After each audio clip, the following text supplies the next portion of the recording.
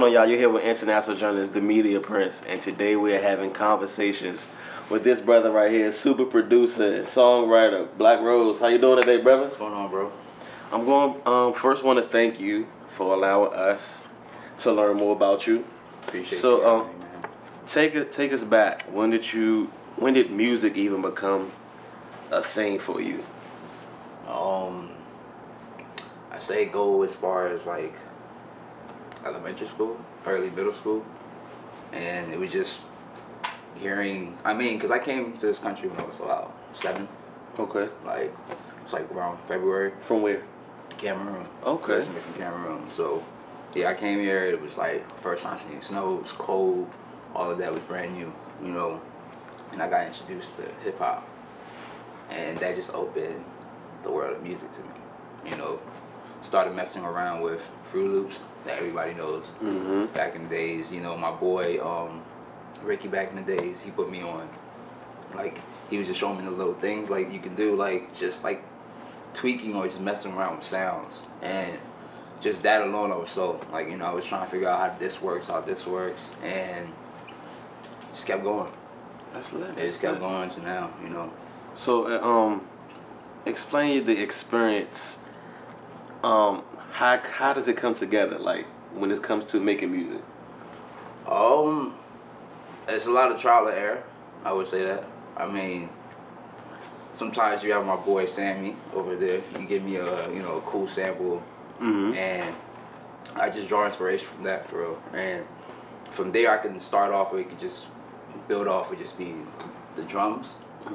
Or it can be just chopping up just with the samples, the instrumentation, like the sounds, all of that, and just build it off of there. And the way I like to work with a lot of, like, I have specific artists that I work with, you know, like for example, Full and Show that's on the song Video Girl. Like even that song, how that came about was one day he was in my basement. I was already messing with the beat, had it. He came through to get a haircut.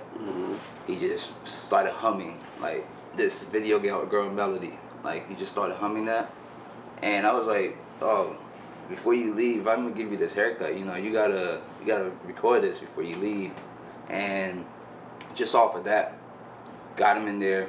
We recorded that. I built around the whole song, and that song was made over like 2 years ago. Yeah, so. Wow. Yeah. So now that you mentioned Video Girl, how does it feel to know that a lot of people are really receiving it well? Nah, it's a good feeling. Nah, it's a really good feeling because, you know, at the end of the day, you make art and the goal is to put it out there and hope you get that good feedback. And once you start getting that, it kind of fuels you to just keep going, you know. I mean, and that's what it's really been. It's been like a push at the end of the day. So it's just been, I've been getting a lot of like just positive, and it's very much for also a positive way for like women, especially that song in a sense. I'm glad you said that, because you are fan favorite of the week on TheMediaPrince.com. Appreciate that, man. And 67% are women. Hey, that's the songs for them. So you know. And I will say this with music, appealing to a woman is very hard, and then once you attract her, it's even harder to continue to please her. Is there now a barrier on you now that you know that you got to make the music for the ladies? Nah. I don't think it's, because I mean, I like this, like Video Girl is part of this whole project I have. It's a 6-song project. The whole project is called A Half a Dozen Roses. You know, it's a 2-part project. The second part will come later, but right now what I'm planning on releasing is these 6 songs. Okay. And what's the inspiration? It tells basically a love story, you know, and it starts up at, you know, the beginning. You're going through the highs, you know, everything is perfect, like you're in this paradise. You're lost in it, and as you listen to the music, it gets narrated, you know, and the sounds really take you through the journey of it, and it kind of glues everything in. Once I put that out, I hope people get the vision I'm trying to put out. You know, I'm trying to sell like a feel, in a sense, and put you in a certain place. You know, I want basically, like my favorite place right now would be, I would say Brazil. Okay. Right? like think about the beaches, you think about the water, you know, you think about the women, you think about all of that. I want to, like, that is my paradise, but I want to put everybody in their own space, and that's what I'm trying to paint with this project. Okay, okay. You know? How important was that to make sure that your music painted a picture? As it grew, I think it's very important. I mean, I think it needs some type of message and some type of meaning so people can connect to it, you know. I feel like, I mean, you have to make people make for the moment music, you know, or you can make timeless music. And I feel like if you capture like a feel, then as long as that feel is always there, you can never, like, that song can never get dated. You know what I mean? Okay. That's how I look at it. So that's the goal. I was trying to capture that timeless feel. Okay. Like, so no matter what, when you play that, it takes you to that place. Okay, okay. You know? So now that people are hearing your music now, how does it feel knowing that now you're going to get judged as far as the feel of your music and if people don't exactly get your message? I mean, that comes with the territory. You know, like, the whole point, even like as a painter or a writer or anybody that does art, whatever you put out there, at the end of the day, it's going to get judged. Like, people out there to critique your work, no matter what. The way you take it, that's really dependent on the person, you know. To me, it's, at the end of the day, it's a lesson learned. Whether it's positive, negative, you got to take it and you got to just run with it. Okay. The goal is just to get better excuse me, at the end of the day, it's just to get better. Okay. You know? So you just hope that whatever you're putting out there is the best possible, and you just run with the punches. Okay. You know. So in your own words, what is music to you? That's deep, cause it's a lot. You know, it can be life. It paints a lot. I mean, I feel like life is dictated by your music. It changes moods, it changes feel, all of that. So, and that's what music to me is. It's just life, just painted with sounds and, you know, all the different characters, all the different frequencies, all of that just brings into one. And at times you can't really explain it. Just like life, you can't really explain it. It just is.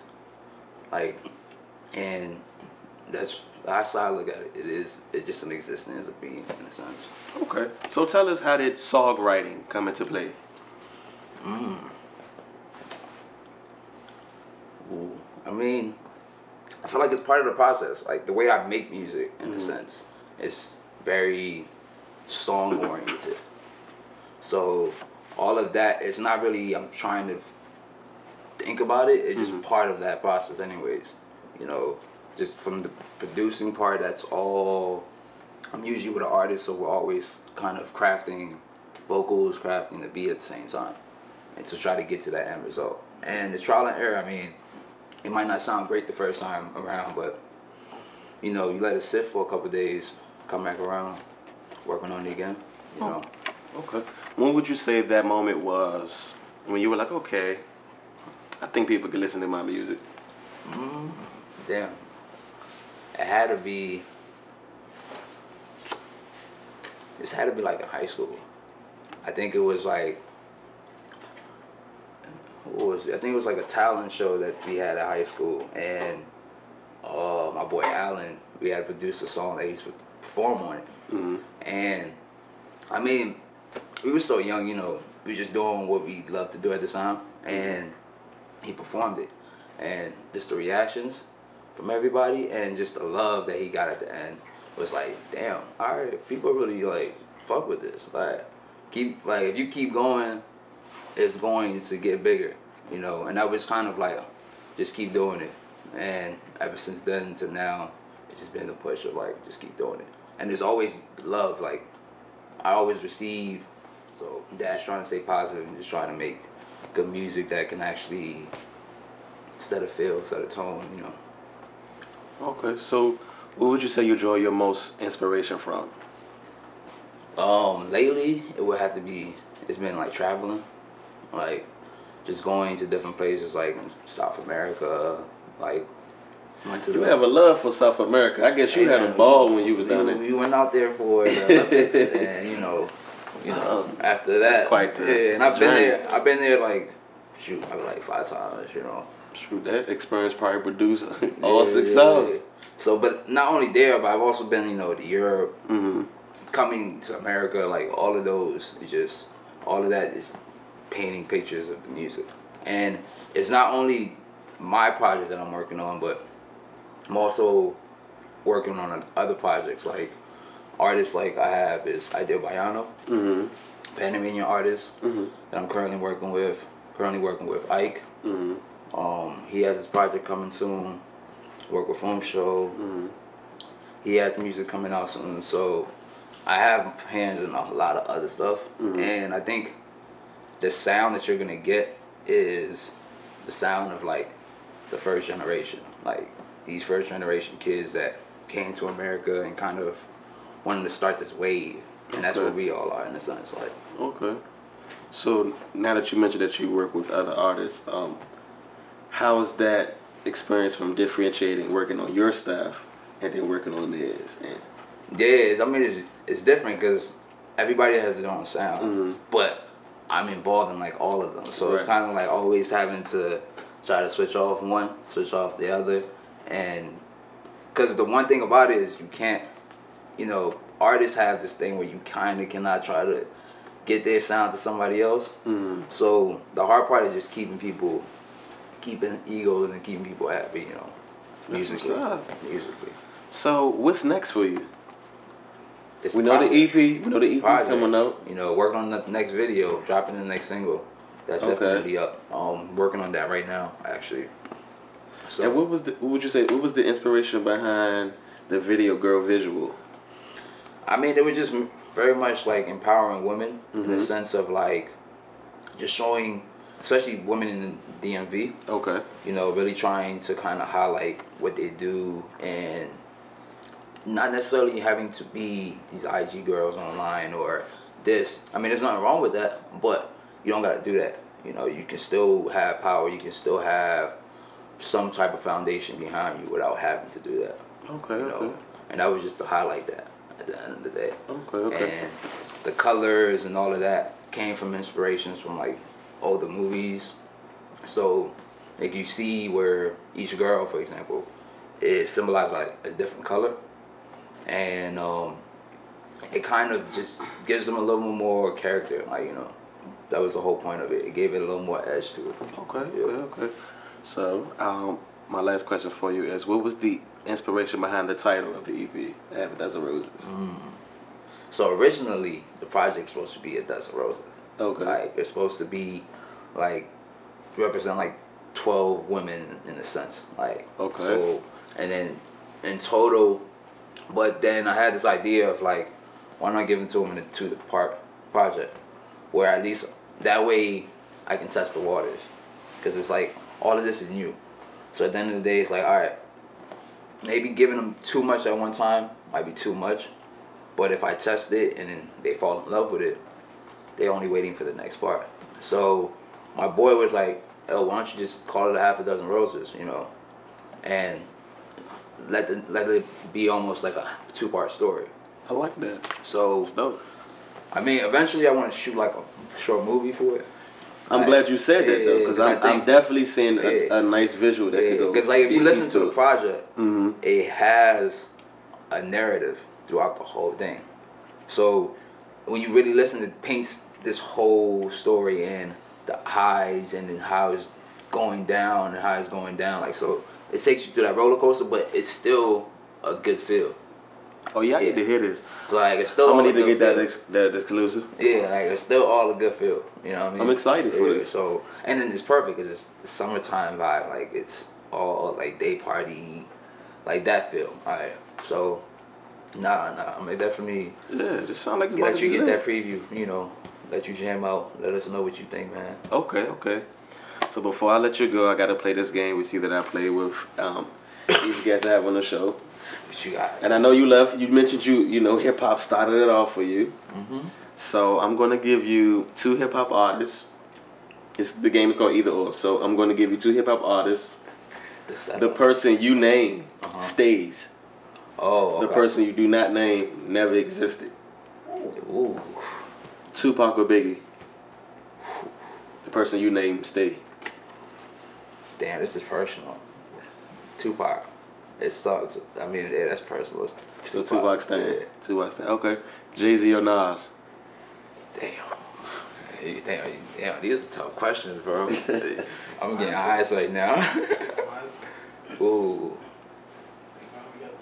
Damn, like, ooh. You giving me these tough questions, though. But these, damn, Jay-Z or Nas? Damn, man, on any given day, it could be either or. But today, it might have to be Jay. Jay, okay. Yeah, today gonna have to be Jay. He Okay. stays. Eminem or J.Cole? I gotta go with M. I gotta go with M. I mean, J. Cole's on the come up, but M is, yeah, he got legacy, man. Kendrick or Drake? Kendrick or Drake, damn. Oh, man. I say Kendrick. Kendrick, Yeah. Okay. I say Kendrick. Let's do Common or Andre 3000? Ooh, man, damn. But see, that's tough, damn. Ooh. As just rapper? Mm-hmm. Their music just everything they've done. Mm-hmm. Damn, dog. Damn. That's tough. I love this part. That's tough. Damn, because Common got some shit. Common got some shit. But Andre, because he's just a different beast, man. I'd take Andre. So we're going to take Andre. Yeah. Okay. Because if you like, these are the people granted, I would work with all of these people, but like, Andre, I was still like, if I had to choose between those two. That experience would be dope, epic. I would have to take Andre. Alright, Kanye West or Lil Wayne? Damn, that's a hard bubble. Because I got Wayne up there, but I gotta go with Kanye, man. That's personal right there too. Alright, let's switch to the females. Remy Ma, Nicki Minaj. Ooh. Damn. Who stays and who goes? Who y'all think stays or goes? Oh man.